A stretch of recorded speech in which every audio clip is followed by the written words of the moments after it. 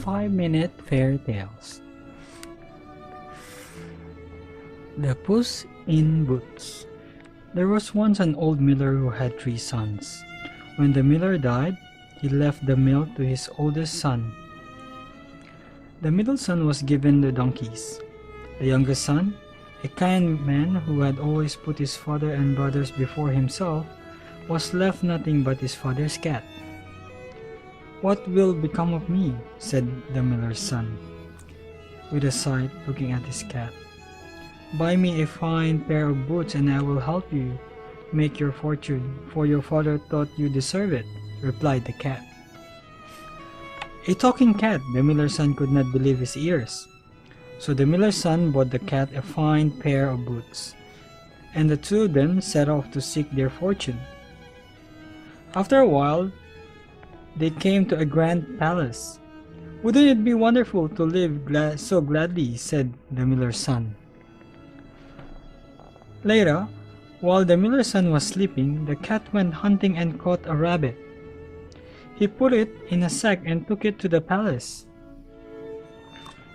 A gift to the king from my master, the Marquis of Carabas," said the cat, presenting it to the king.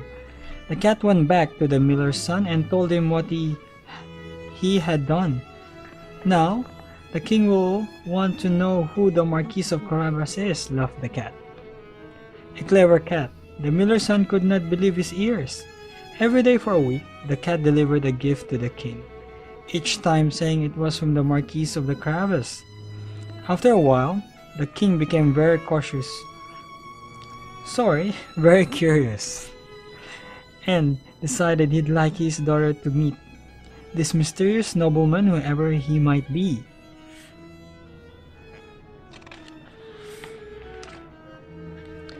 When the cat heard the king and his daughter were on their way, he wasted no time. "You must take off all your clothes and stand in the river," the cat told his master. The puzzled miller's son did as he was told, and the cat hid his master's tattered old clothes behind a rock. When the cat heard the king's carriage approaching, he jumped onto the road and begged for help. "Your gracious majesty," said the cat, "my master was robbed of all his clothes while he was bathing in the river."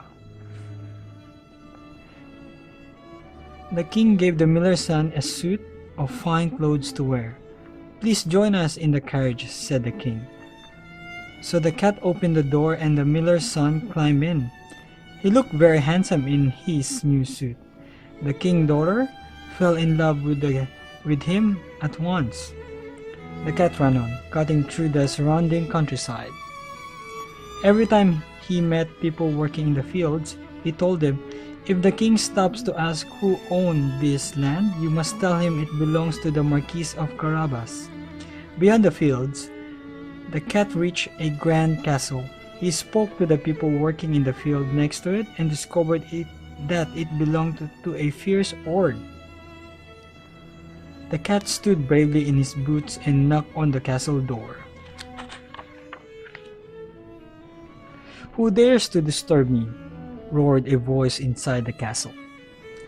I have heard that you are a very clever orc," called the cat. "I have come to see what tricks you can do." The orc opened the door and immediately changed himself into a great snarling lion. The cat felt scared, but he didn't show it. "That's quite a clever trick," said the cat.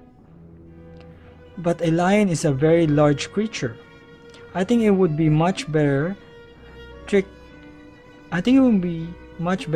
to change it into something very small like a mouse." The orc liked to show off his tricks. He changed at once into a little mouse, and the cat pounced on the mouse and ate him up. Then the cat went into the castle and told all the servants that their new master was the Marquis of Carabas. They were glad to be rid of the fierce horde, so they did not complain. "The king is on his way to visit, and you must prepare a grand feast to welcome him," said the cat. When the king carriage arrived at the castle, the cat was waiting to welcome him.